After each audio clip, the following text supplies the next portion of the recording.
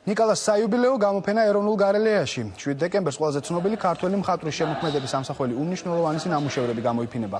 დამთვალიერებელს შესაძლებლობა ექნება ნიკოლას 108 ტილოს გაეცნოს. ეს გამოფენა მხატვრის 150 წლის თავს უკავშირდება ფიროსმანის ნამუშევრების გარდა გამოფენილი იქნება გასული საუკუნის დასაწყისის სხვა ცნობილი ქართველი მხატვრების ნამუშევრებიც.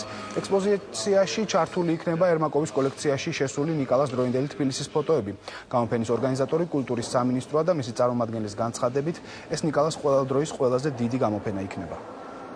ეს იქნება ალბათ ყველაზე მასშტაბური ფიროსმანის გამოფენა, რაც ყოფილა საქართველოში.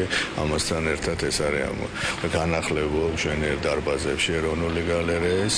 ეს იქნება არა მხოლოდ გამოფენა, ეს იქნება ძალიან დიდი მოვლენა, პირდაპირ შემიძლია გითხრათ და იქნება ძალიან ბევრი საგანმანათლებლო პროგრამა. მნიშვნელოვანი არის გამოფენა გაიხსნა, იმედი მაქვს რომ სამომავლოდ საერთოდ ეს გამოფენა რა თქმა უნდა შეიძლება, მაგრამ საერთოდ ფიროსმანის ნამუშევრები მისაწვდომი იქნება ქართული საზოგადოებისთვის თბილისში, ისევე როგორც ჩამოსულთათვის და დაინტერესებულ პირთათვის საზოგადოდ, მაგრამ პირველ რიგში ქართველი ხელოვანებისთვის და ქართველებისთვის, იმიტომ რომ ეს არის თავისთავად ძალიან დიდი სკოლა